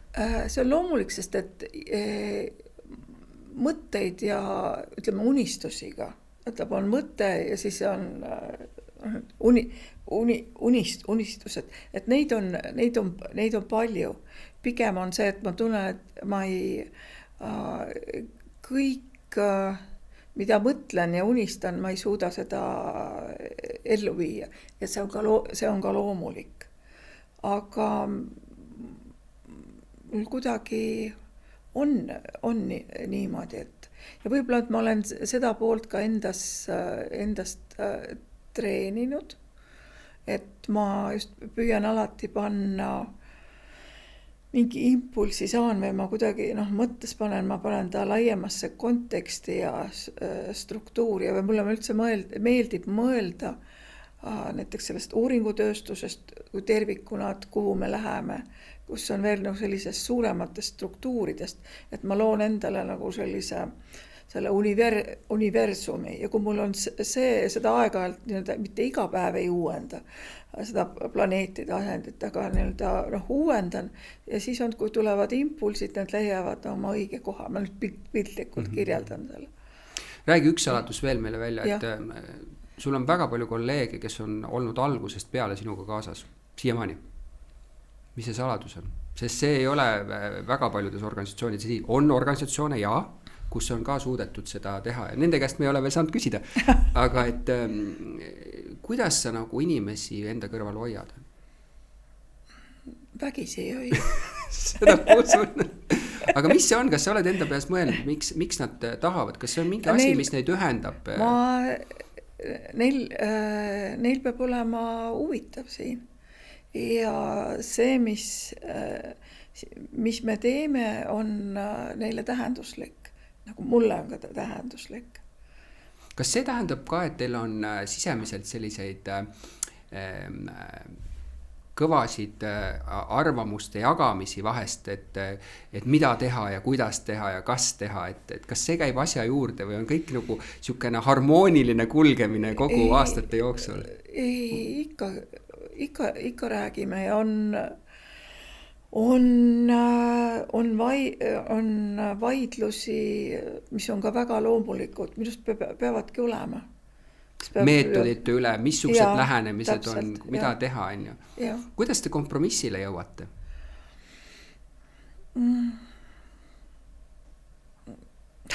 Argumenteeritakse omavahel. Ja siis nagu... Aga kõik võedlused ei olegi sellised, et kus peab toimuma mingi lõpp asi, et see on nüüd nii, et me räägime ja me lähme edasi. Miks ta on nagu huvitav on see, et vaata, et see valdkond on selline intellektuaalne valdkond. Mitte, et ma ei ütleks, et paljudes organisatsioonides on seda kihti palju, aga see on nagu, see ongi see valdkond, eks ole, et paljud väga haritud inimesed on tulnud kokku, nad vaatavad teatud viisi asju ja siis on selline argumenteerimine, et ta on natuke väga sarnane, kui ma ülikoolis töötan, siis ma nagu näen seal, kuidas sellised suured mõtteinimesed tulevad kokku ja siis mingil teemal arutlevad, eks ole, et see on niisugune hästi nagu infopõhine, hästi argumentatiivne, isegi ma ei ütle, see vähe emotsionaalne on ju, mingis osas, sest nagu palju on teadmist on ju, ja siis, aga mis uuringule sa nüüd toetud on ju, kui sa seda räägid on ju. Et see on selles mõttes nagu huvitav ja põnev keskkond. Mida sa ütled nagu noorele, kes täna mõtleb, kas uuringutööstus on midagi, mida võiks nagu vaata? Me juba rääkisime sünteetilisest sellest, aga et kui sa peaks neile maha müüma selle mõtte, et see oleks ikka hea karjäär, eks ole, noh, sest sul on vaadata tagasi küll ja küll. See on väga hea karjäär, sest see on arendav ja huvitav elu, mis hoiab vaimselt erksana. Pluss ta treenib mitmeid muid isiksuse külgi ja oskusi. Kui inimene tahab olla ergas, arenev, siis meie oleme õige koht. Mõtled nagu, et ta on intellektuaalselt väljakutset pakkuv, sest sa kogu aeg mingite valdkondade kohta saad rohkem teada, kui sa varem teadsid, eks ole? Ka seda, aga ka oskuste poolelt. Siis selline analüüs, lugude jutustamine, klientidega suhtlemine, ka raskete klientidega suhtlemine, nii et vahel tunned, et nutad väikselt õhtul, aga siis, kui see projekt lõpeb, siis on see mälestus, mis on muutunud kogemuseks. See huvitav elu, et see on täpselt, meil olid nüüd ju reklaami ja meedia suhtekorralduse erialal olid sisseastumiskatsed ja üks tudengitest küsis seal mu käest, et nagu intervjuul on ju, et miks ma peaksin seda õppima. Ja siis ma ütlesin samamoodi, et sind ootab ees väga huvitav elu, sellepärast, et seal on väga palju asju, mida sa saad kõike katsetada. Et see on täpselt sama asi, nagu mida sa praegu tegelikult ka ütlesid. Ja üks oluline moment on veel see, et me toome kasu ühiskonnale. Ehk sinu tööl on tagajärgedena ikka mingi tulem, eks ole olemas.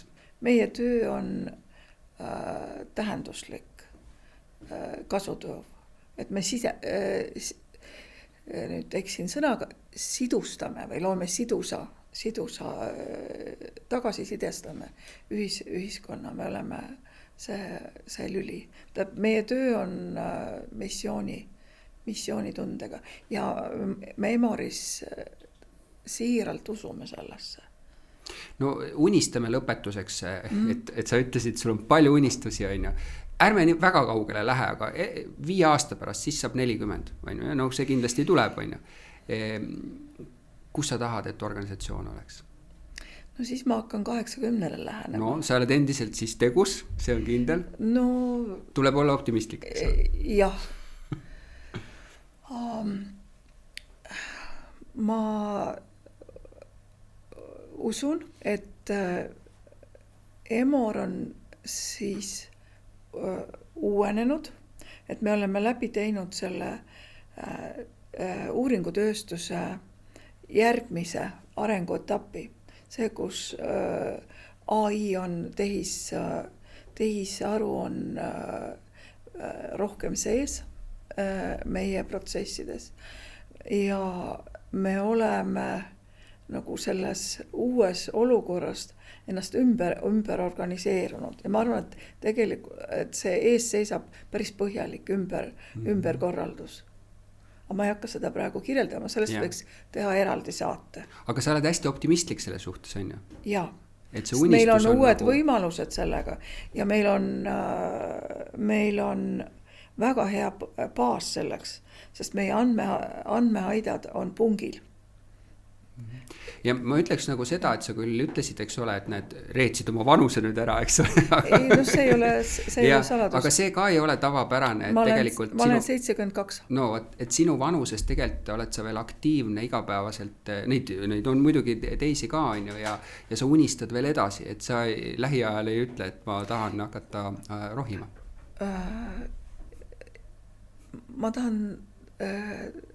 Ma teen tööd rõõmuga ja kirega ja tahan seda edasi teha.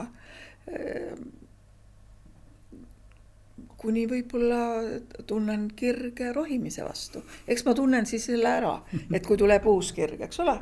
Selle tunneb alati ära. No suurepärane, et väga huvitav oli sinuga vestelda. Saime ülevaate, kust me tuleme, paljude jaoks oli võib-olla ka küsimus, kus see Emori nimi siis tuli, et sellel on ka vastus olemas ja kuhu me läheme ja tohutud muudatused on tulemas, nii et on vähemalt mida oodata. Põnev tulevik, aitäh! Aitäh sulle ja teisi siis kutsun järgmist episoodi kuulama. Kõike head teile!